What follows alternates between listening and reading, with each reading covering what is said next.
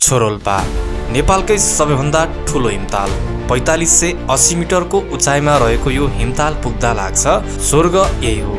यो भन्दा राम्रो अरु केही हुन सक्दैन। वरिपरि हिमाल अनि बीचमा ताल।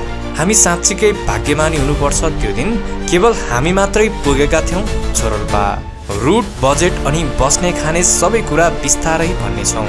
त्योभन्दा पहिले हाम्रो छोरोल्पाको यात्रा सुरु गरौँ है त।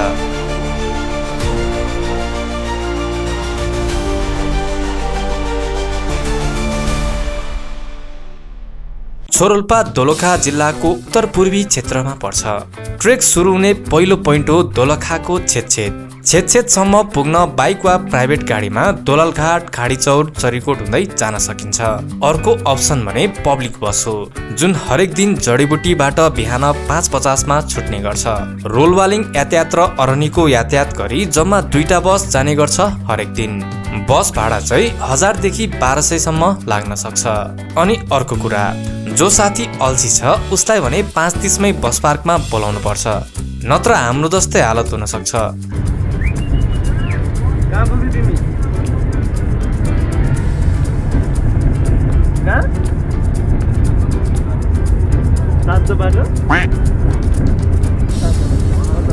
के पागल गुरे, कहाँ सातो बाटो जान्छ? सूर्य विनायक भन न। 5 ल्याउ त। 5 बाटो हो कि 7 बाटो? 7 बाटो हो के?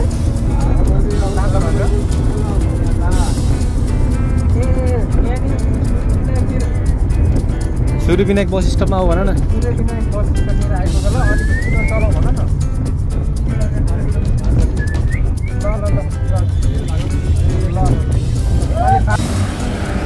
खै त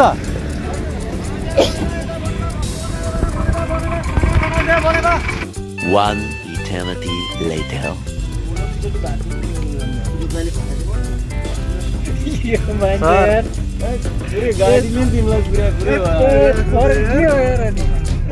हाम्रो साथी सुदीप खरेल जसरी 5:50 को बस भेटाउन 6 बजे बस पार्क पुग्यो भने बसले कुर्दैन।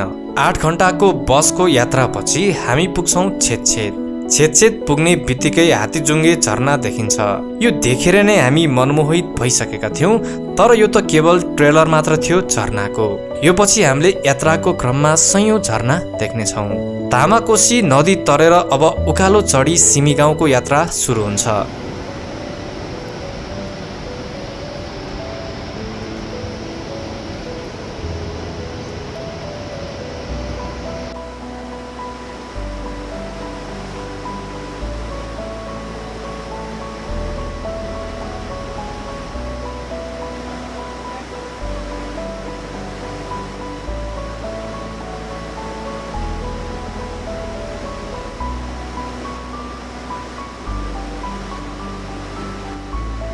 सिमी गाउँ चाहिँ पहिलो दिनको डेस्टिनेसन हो, जुन 2011 मिटरको अल्टिट्युडमा पर्छ। सिमी गाउँमा टन्नै लजहरू छन्, तर पनि 90% टुरिस्ट पुग्छन् मितिनी होटलमा। सिमी गाउँको सबैभन्दा माथिको होटल पनि त्यही हो। भोलिपल्ट उठेर हिँड्न निकै सजिलो हुने कारण यो होटलमा धेरैजना बस्न रुचाउँछन् र यो होटल पनि त्यति महँगो छैन। सादा खानाको 250 अनि 4 जना अट्ने रुमको चाहिँ 500 देखि 700 पर्न सक्छ।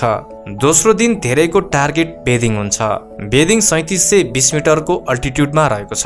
हामी पनि बेदिङ जाने टार्गेटका साथ 36 मा सिमी गाउँबाट हिँड्यौं र गाइड अनुसार जाने हो भने मिनिमम 12 घण्टा लाग्छ सिमी गाउँबाट बेदिङ पुग्न। 12 घण्टामा बेदिङ पुगियो भने 1700 मिटर अल्टिट्युड गेन हुन्छ एकै दिनमा। तर एकै दिनमा 12 घण्टाको ट्रेक अलिक गाह्रो नै हुन सक्छ धेरैलाई।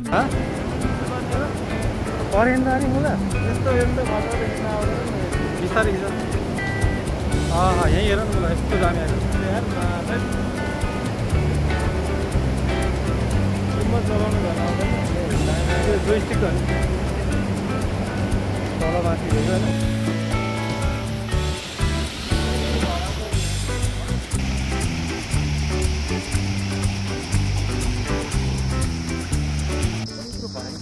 लास्टै भरेंगे यहाँ? लास्टै क्या भर्याङ भन्दा बाइक केही छैन क्या। तिमी अलिकति हिँड होइन, अलिकति उकालो गरेर लाउँछ फेरि भर्याङ हो क्या।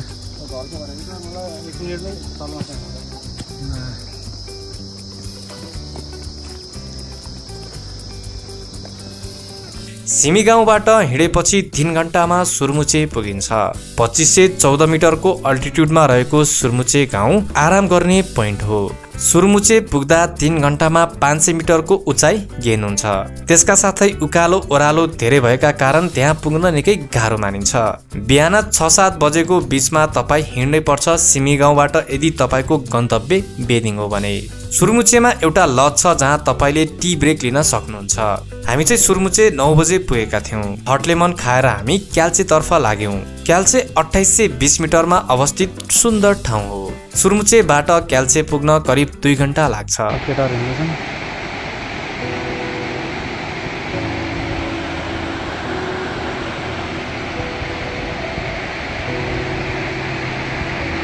सुर्मुचेबाट हाम्रो डेस्टिनेसन भनेको क्याल्चे हो। क्याल्चे पुग्न अझै 2.5 घण्टा लाग्छ। 2700 एलिभेसनमा पुग्नुपर्ने होला सायद। निर्मल निउरी आउनुभयो हाम्रो।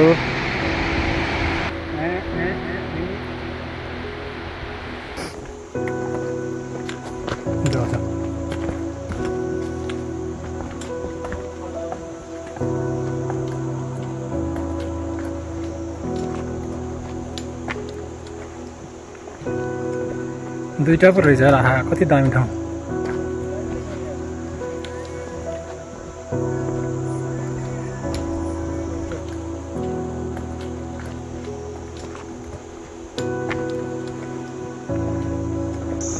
अब हामी 1 घण्टा कि आधी घण्टा पुग्छौँ होला त यार। क्याल्चे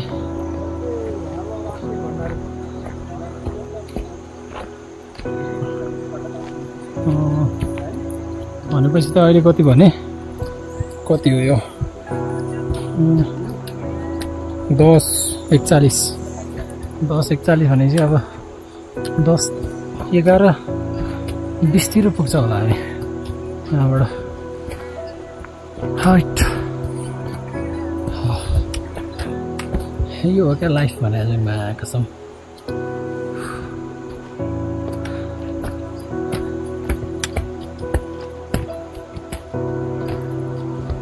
जङ्गल छ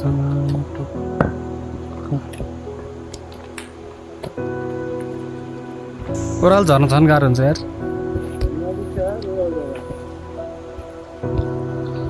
ल यो चाहिँ 5 करोडको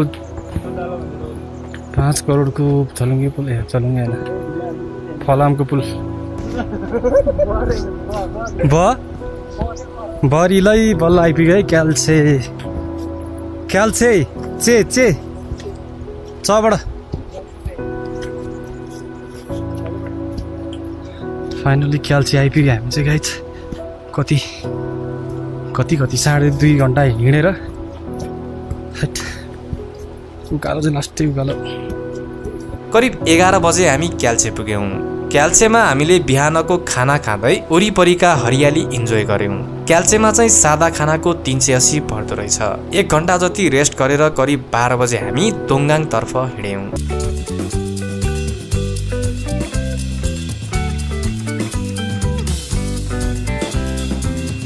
आधा घण्टा ओह्रालो लागेपछि हामी दोङ्गाङ पुग्यौँ। तर दोङ्गाङ पुग्दा धेरै नरमाइलो लाग्यो। 2080 असार 21 गते आएको बाढीले दोङ्गाङमा रहेको 3वटा लज सबै बगाइदिएको रहेछ। रोलवालिङ खोलाको किनारमा रहेको दोङ्गाङको अस्तित्व नै मेटाउने त्यो बाढीले एकजना आमाको ज्यान पनि लिएछ। दोदाङ हैन त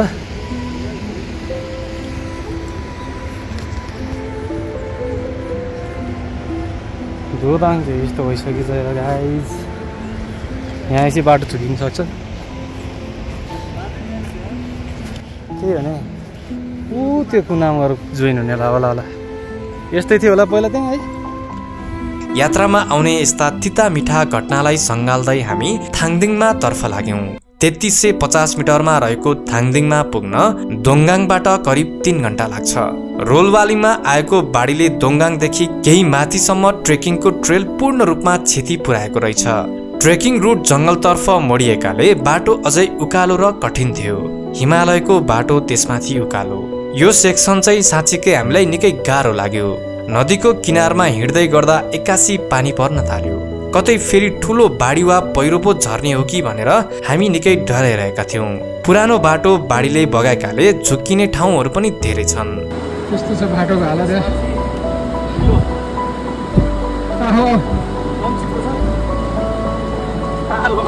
ट्रेक बबाल भइरहेछ बाटो। यस्तो बाटो छ नि होइन मिनम खालको बाटो छ क्या के छ केटा अरे के हुँदैछ बाटो चाहिँ तर एकदम राम्रो है यहाँको हो कि नै भन् त बाटो चाहिँ एकदम सजिलो रहेछ यताको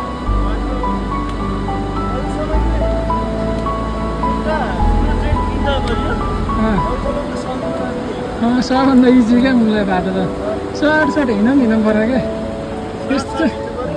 यस्तो इजी छ नि यस्तो इजी छ नि बाटो त मलाई चिप्लो केही छैन एकदम क्लिन हो क्या एकदम दामी छ यस्तो बाटो यस्तो हिँड्नु खालको छ कि यसरी जाने सर्लक्क अझ राति हिँड्नु खालको बाटो रहेछ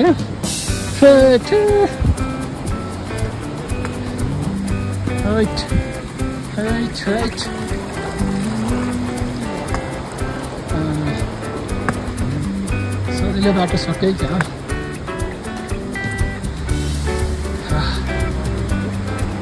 सङ्केत वा साइनबोर्ड नहुँदा एक्लै हिँड्न भने खतरा हुन सक्छ।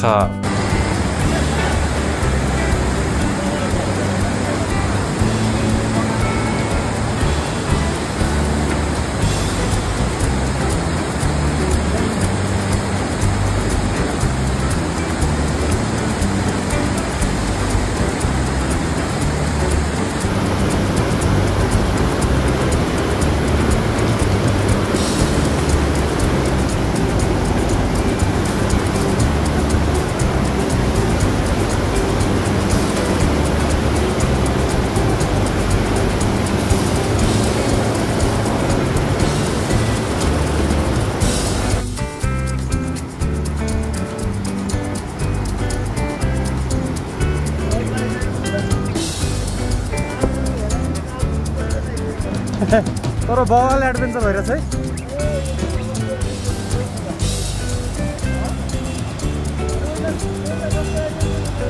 3 घण्टाको कठिन यात्रापछि हामी 3:30 तिर थाङदिङमा पुग्यौं। फाइनली गाइज दोङगाङ तल भइहाल्यो हैन। फाइनली गाइज थाङदिङमा आइपुग्यो हामी 3344 को एलिभेसनमा। अब यहाँबाट बेदिङ चाहिँ करिब 2.5 घण्टा अझ करिब 3 घण्टै लेखेको छ। यहाँ 5.3 किलोमिटर है जम्मा। तर किन भन्दाखेरि यहाँबाट 400 मिटर एलिभेसन गेन गर्नु छ 5.3 किलोमिटरमा। यो भने अब राम्रै उकालो हो। त्यही भने हामी कति घण्टामा आइपुग्यौँ? 33,000 स्टेप हिँडिसकेछ मैले। नर्मली फुटसल खेल्दाखेरि होइन 12 देखि 13,000 म्याक्सिमम 20,000सम्म हुन्छ। हामी हिँडिसक्यौँ 33,000 स्टेप। त्यस्तो त्यो एकै ठाउँ दौडी मात्रै त्योमा थाकिन्छ त्यस्तो। सो अब यहीँ हो। अब हामी चिया खान्छौँ सोध्छौँ होइन। आकाशलाई बादलले ढाकेका कारण 33मा नै केही अँध्यारो हुन थालिसकेको थियो। थाङदिङमा पुगेर हामीले तातो पानी र चिया खायौँ र अगाडि बढ्ने निर्णय गर्यौँ। हामीलाई आज बेदिङ पुग्नु थियो। जसरी पनि बेदिङ पुग्न थाङदिङमाबाट करिब 2.5 घण्टा लाग्थ्यो। शरीरले आराम माग्दै थियो तर हाम्रो आजको लक्ष्य बेदिङ नै थियो। थाङदिङमाबाट बेदिङ पुग्ने बाटो पनि ठाडो उकालो र भर्याङ नै भर्याङ भएकाले हामी बिस्तारै हिँडिरहेका थियौँ। थाङदिङमामा नै बास बस्नु नै राम्रो डिसिजन हुन सक्छ जस्तो लाग्यो हामीलाई पछि। हाम्रो गन्तव्य बेदिङ भएकाले थकाइ लागे पनि हामी निरन्तर उकालो चढिरहेका थियौँ। छोरोल्पामा चाहिँ 90% भन्दा धेरै ट्रेक भर्याङ चढ्नु पर्छ। त्यसैले पनि जति माथि गयो त्यति नै गाह्रो हुँदै थियो हामीलाई। थाङदिङमाबाट हिँडेको 2 घण्टा बितिसक्दा पनि हामी बेदिङबाट निकै टाढा थियौँ। अँध्यारो पनि भइसकेको थियो तर बीचमा बस्ने ठाउँ नभएकाले बेदिङ जसरी पनि पुग्नु थियो हामीलाई। बेलुकाको करिब 36मा हामी बेदिङ पुग्यौँ। बेदिङ 3720 मिटरमा अवस्थित छ। त्यसैले पनि यहाँ धेरै चिसो छ। त्यस दिन सिमीगाउँबाट बेदिङसम्म पुग्न जम्मा 2वटा ग्रुप सफल भयो।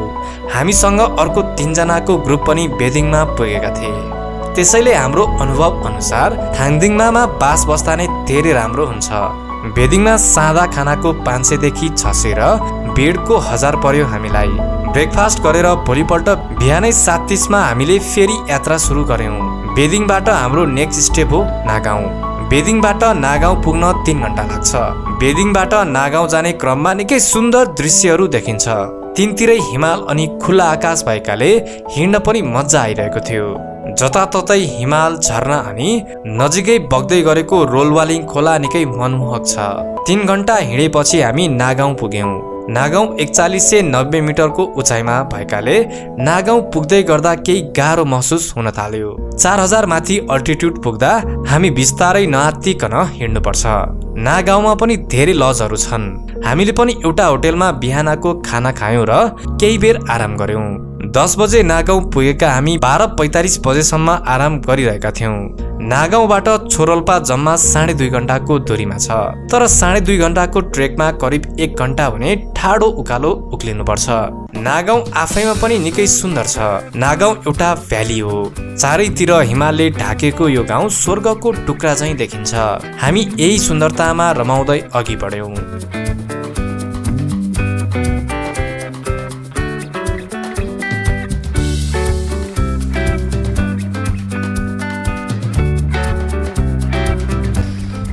माई गॉड, असली स्वर्ग कहाँ छ? स्वर्ग चिनेमा कहाँ छ भन्न खोजेको छ। कतै छ भने हेर यार स्वर्ग भने कहाँ छ? यहाँ आँखा निहालेर हेर क्या। ल यहाँभन्दा स्वर्ग के छ यार? ल हेर मलाई स्वर्ग, रियल स्वर्ग।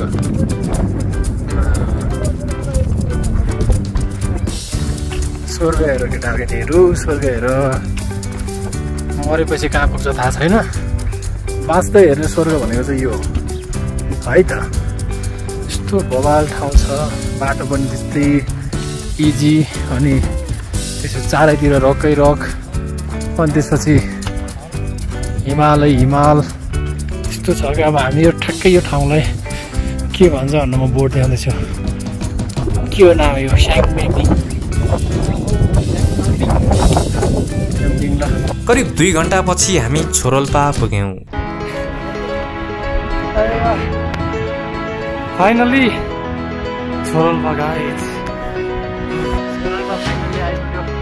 नेक्स्ट लेभल यार हावा। We are coming.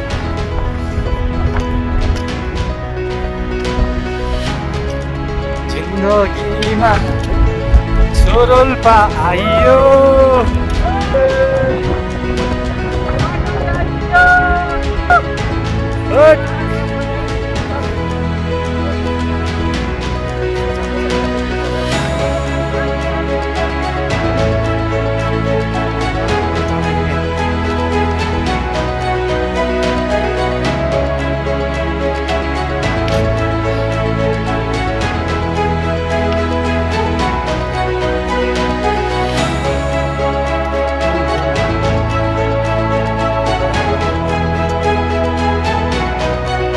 साँच्चीकै छोरोल्पा यति शान्त अनि सुन्दर छ कि त्यति दुःख गरेर हिँडेको बाटो सबै बिर्साइदिने। छोरोल्पा ताल नेपालको सबैभन्दा ठुलो हिमताल हो। यो ट्रेकिङ त्यति पपुलर छैन, तर साँच्चीकै यो ट्रेक अरूभन्दा फरक छ। भिड कम छ अनि ताल पनि निकै सुन्दर र शान्त छ। यो नेपालको सबैभन्दा ठुलो हिमताल पनि हो। गौरीशङ्कर हिमाल छेउमै रहेको हुँदा यो ताल निकै राम्रो छ। तर ग्लोबल वार्मिङको कारण निरन्तर ठुलो पनि हुँदैछ। 50-60 वर्ष मात्रै भयो होइन। 1957 1959 चाहिँ यति सानो रहेछ कि जम्मा होइन। त्यसपछि चाहिँ बढ्दा 1960 मा यत्रो रहेछ। अहिले 2018 मा लास्ट टाइम हेर्दाखेरि 1.6 किलोमिटर स्क्वायर हुन्छ होइन। Kilometre square area kilometre square भयो अरे। अझै चाहिँ निरन्तर बढिरहेको छ। अब यो 2018 भनेपछि अझै 6 वर्षमा त योभन्दा धेरै बढिसक्यो। यसको गहिरा चाहिँ 132 मिटर छ क्या। लास्टै गहिरो भन्नु पऱ्यो यार। यसको गहिरा चाहिँ 132 मिटर छ। 132 भने धेरै नै हो। छोरोल्पाको एरिया चाहिँ निरन्तर बढिरहेछ क्या। यो त्यही भएर अहिले यहाँ ड्याम पनि बनाएर चाहिँ पानी कन्ट्रोल गर्न। अब यहाँ पानी कन्ट्रोल गरेन भने यहाँबाट माटो काट्दै लगेर यो तालै पुरै फुट्न सक्छ क्या।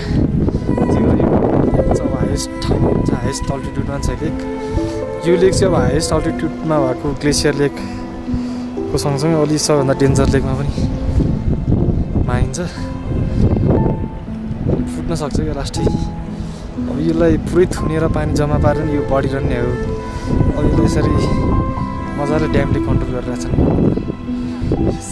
यसरी नै बढिरहने हो भने यो हिमताल विस्फोट हुने खतरा पनि छ। रोलवालिङ भ्यालीमा धेरै स्थानीयको यही चिन्ता छ कि कतै यो ताल फुट्ने त होइन। त्यसैले पनि यो तालमा एकपटक पुग्नै पर्ने जस्तो लाग्छ मलाई। तपाईलाई पनि यो ट्रेक बारे केही सोध्नु छ भने कमेन्ट गर्नुहोला। फाइनल्ली अब नागाउँबाट छेदछेद अनि काठमाडौँ। यो चाहिँ याक तर यहाँको याकको चाहिँ कपाल अलिक कमै हुँदो रहेछ है। होटेलहरू त टन्नै छ नागाउँमा तर सबै खुल्या हुन्न है। फेरि यहाँको चाहिँ बिल्डिङहरू चाहिँ टन्नै हुन्छ, खुल्ने चाहिँ जम्मा 1-2टा मात्र हो।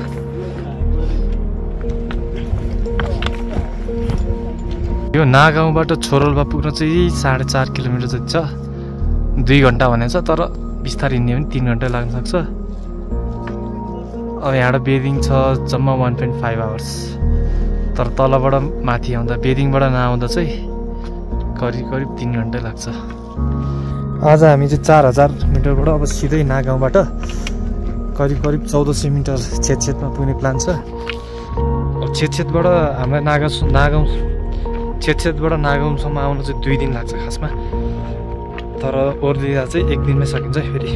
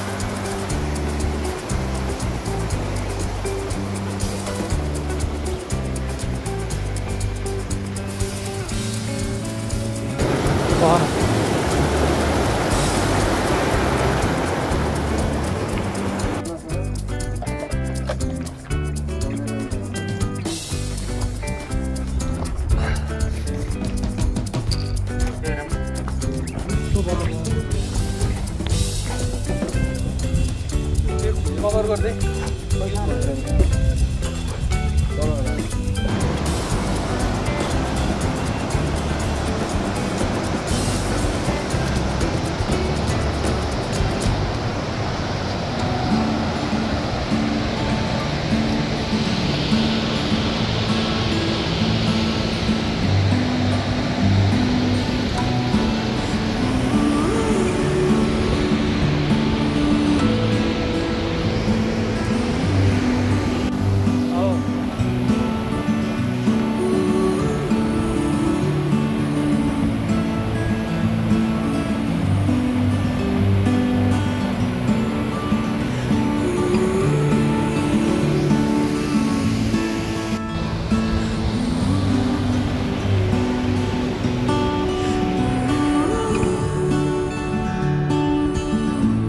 पहिलाको बाटो चाहिँ यता रहेछ है।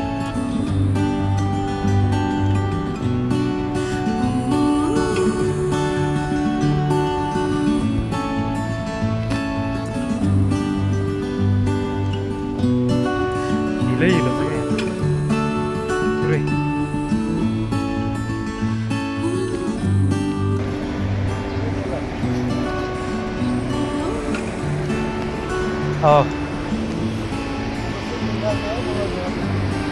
एउटा सर्ट जनतालाई दिनु पर्यो नि त यहाँको ताजा अवस्था।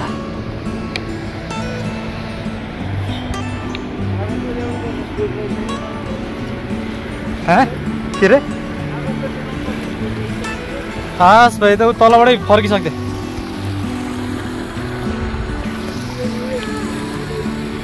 तिमीहरू जाऊ म यहीँ बस्छु भन्छ केटा हो।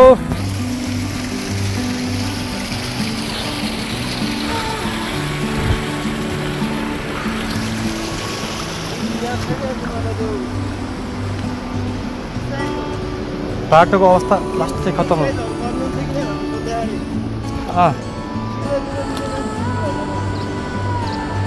राजाराम पौडेलले होइन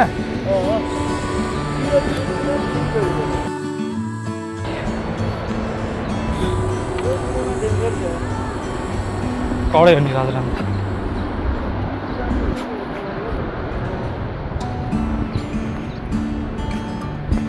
बाटोको अवस्था कस्तो छ गाइस भन्दै आऊ त। रमाइलो छ रमाइलो छ। अस्तिको त योभन्दा डबल थियो है हिलो।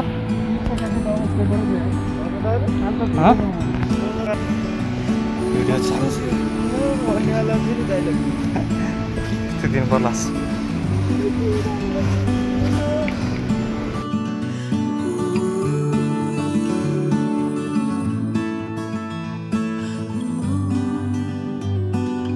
एकचोटि चिप्ल्यो भन्दा यहाँ होइन ठिकै सिधै ठोसो छिर्छ नि त फेरि।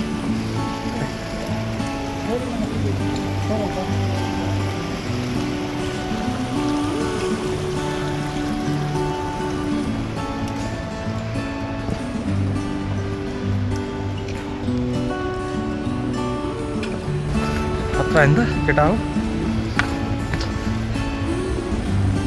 यस्तो रुख ढाल्यो यार क्या डेन्जर पाराले ढलाएर नै रुख।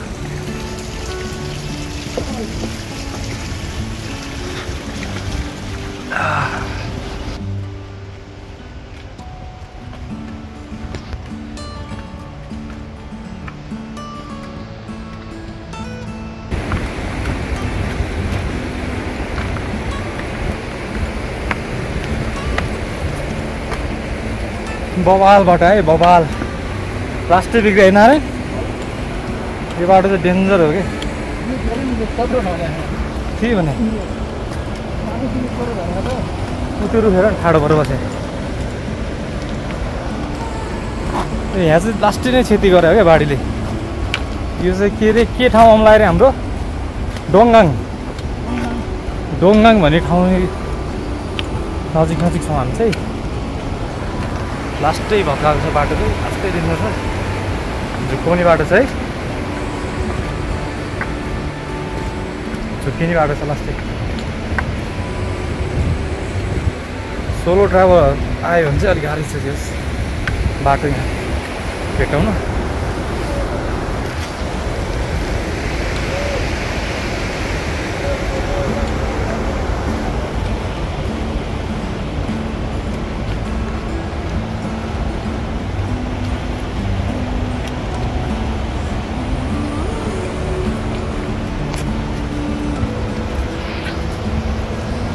पुरानो बाटो चाहिँ यहाँ तल यहाँ होइन पुरानो बाटो।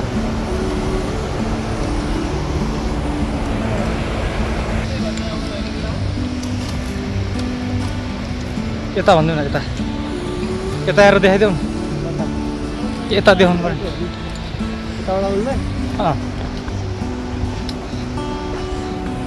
म नि अगाडि जान्छ हाना त क्या हरियाली आउँदो रहेछ। ठिक छ हामी अब यहाँबाट दोङदाङ आउनु लागिसकेका छौँ। यस्तो भवाल खोला यतापट्टि त्यस्तो चट्टानबाट बनेको छ। अब यो एउटा पहिरो भर्खरै सक्यो। अब अर्को पहिरो चाहिँ एउटा चिसो अगाडि आउँदैछ। यो पहिरो पनि डेन्जर छ। यहाँको भन्दा अघिको देखाएको अलि माथितिरको पहिरो ठुलो रहेछ कि क्या हो। तर यहाँको ठुलो छ। बबालाई क्षति हुने तरिकाले आएको रहेछ क्या यहाँनिर नि। यो अहिले हिँडिरहेको बाटो चाहिँ ओरिजिनल बाटै हो तर यो दुईवटा पहिरोको बिचमा छ। अनि त्यस पछाडि अब यो बाटोबाट गइसके पछाडि अलि माथि गइसकेपछि पुरै बाटो चेन्ज हुन्छ होला। केटाकेटीहरू कस्तो हुँदैछ ठिक छ नि केटा। यस्तो बोल्यो यार केटाले यार यस्तो शब्दहरू खराब खराब शब्दहरू होइन। चढ्ने बेला पनि रमाइलो भइरहेको थियो झर्नेलाई पनि रमाइलो भइरहेको छ अब सही हो खुट्टा देख्ने खुट्टा नचल्ने टकराउने हिँड्न मन नलाग्ने भनेको ट्रेकमा सामान्य हो होइन गिभअप नगरिकन हिँडिराख्ने हो होइन त्यही भएर ट्रेकमा आयो मेरो खुट्टा देखेँ गर्ने नआउँदा हुन्छ यो बाटो चाहिँ नि हाम्रो पुरानो बाटो हो है यहाँबाट जाने बाटो पहिरोले क्षति गरिसके पछाडिको चाहिँ बाटो अब यो बाटो हुने भयो ल अगाडि बढौँ ल अगाडि बढौँ यसरी चाहिँ नि हामी अब यसरी क्षति गरिसकेपछि यताको बाटो र यो छोरोल्पा आइसक्दाखेरिको चाहिँ निमा कुरा गर्दाखेरिमा यो दुईवटा पहिरोले ठुलो बाटोको मोडिफिकेसन गरिदिएको देखिन्छ है त यो सँगसँगै माथि पनि छ होइन यो के भन्छ बेदिङबाट नागाउँसम्म जाने बाटोमा पनि त्यहाँ पनि बाटो चाहिँ नयाँ बाटो जानुपर्ने अवस्था भएको छ है यतापट्टि दामी खोला यतापट्टि पहिरो त्यस्तो छ अहिलेलाई मैले भिडियो यहीँ पज गरेँ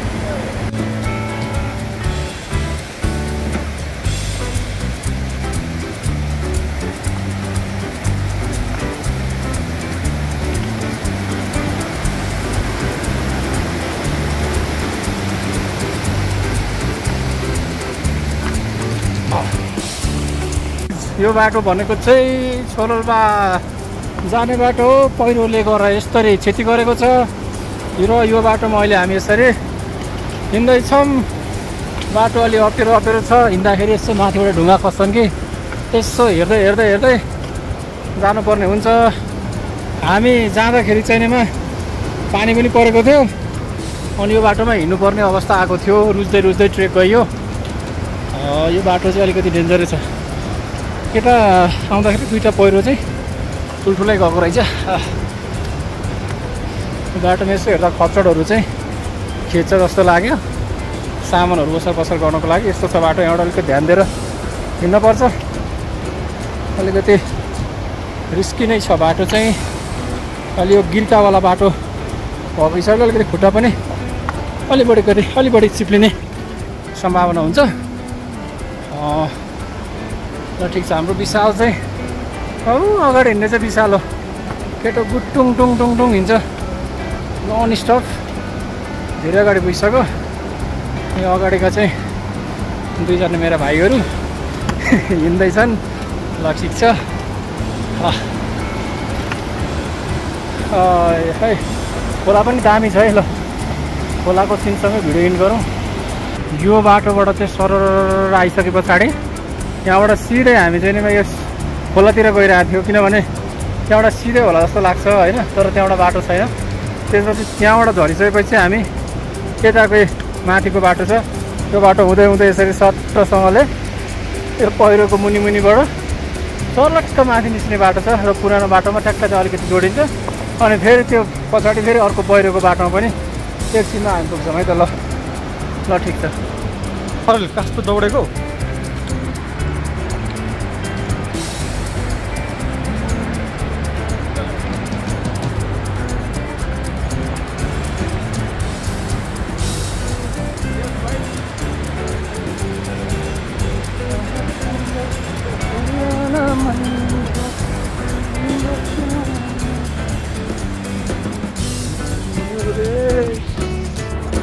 उनातिस जति भनौँ न 2900को अल्टिट्युडमा आइसक्यो हामी हिजो हामी यति बेला कहाँ पुग्न थियौँ यति बेला हामी छोरोल्पा जान पुरा उकालोमा होइन पनि हिँडेका थियौँ 4500 मिटर माथि आजसम्म हामी 2900 यो हो नि त भाडा सबैभन्दा झुक्किया बाटो हामी यहीँ होइन त सिधै ढुङ्गा आउनु खोजेर झन्ने है कि आउनु त सकिन्थ्यो कि खरेल त्यो भित्तामा रुख समातेर आउनु पर्थ्यो होला त्यो भित्तापट्टि ठ्याक्कै गएको छ खोला है पुरानो बाटो हो यो हो नयाँ बाटो यो हो फर्किँदाखेरि है त गाइस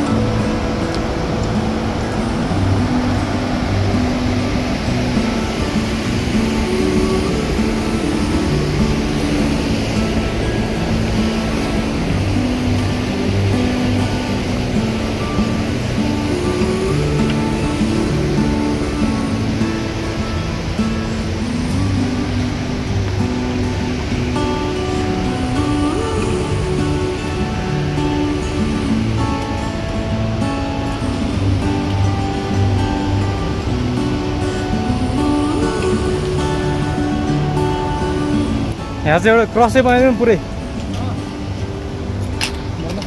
केटा लास्टै झुकिन्छ क्या मान्छे है। अस्ति हामी झन्नै सिधा यहाँबाट ढुङ्गा चढेर जानु लाग्यो। बाटो रहेछ यहाँ नयाँ भत्केर यता बनाएर रहेछ बाटो, धेरै झुकिने ठाउँ छ यहाँ फेरि। यो त हामीले ध्यानै दिएन मस्ती, यो ठिकै हो कि के हो, ढुङ्गा चढेर झन्नै गएको।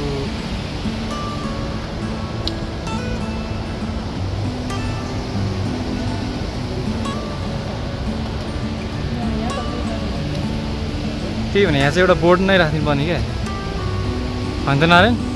यहाँ एउटा टक्क यता एरो देखाएको बोर्ड भइदिए दामी हुन्थ्यो। सरोल्पा यता हानेर राख्दा सही हुन्थ्यो क्या।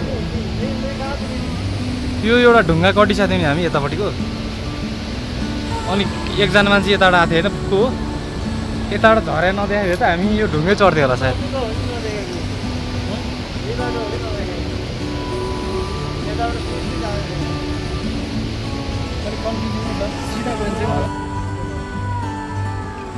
केटाहरू चाहिँ यहाँ अब बोर्ड बसेको छ बोर्ड।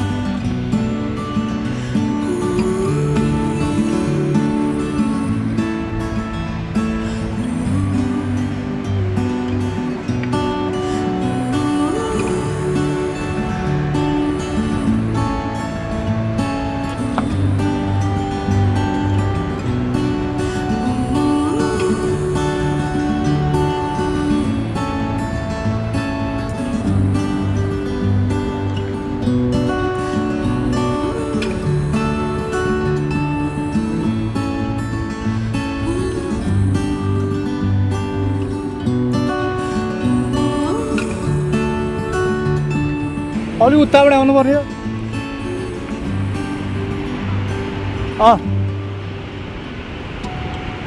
ऊ त्यहीँनिर हो क्या, अलिकति यता।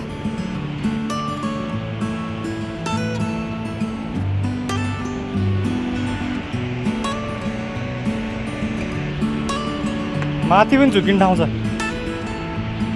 माथि पनि त्यहाँ बाँस राख्दैछ हामीले राख्नु त। ठ्याक्क माथिबाट यस्तै भर्याङ प्लेस जानुपर्छ क्या, हेर्दा त्यो ढुङ्गा जाने जस्तो देखिन्छ। तपाईँले कन्फ्युजन छ बरु यहाँबाट गयो नि त क्या, त्यहाँ त पुरै ढुङ्गा ठुल्ठुलो लास्ट कार हुन्छ। यहाँबाट फेरि 4 घन्टा लाग्छ होला, 4 साढे 4 लाग्छ।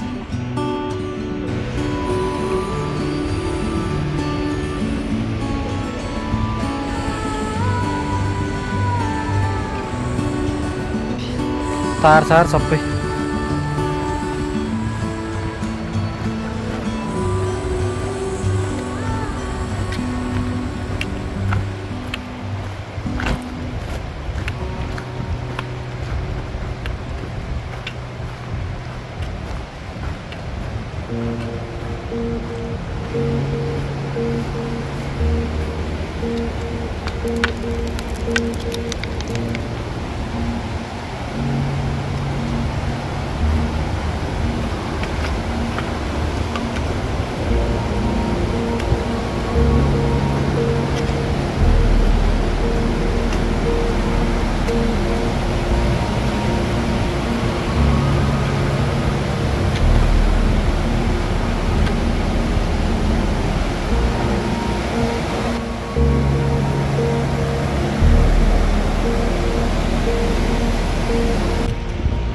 ढुङ्गाको अवस्था।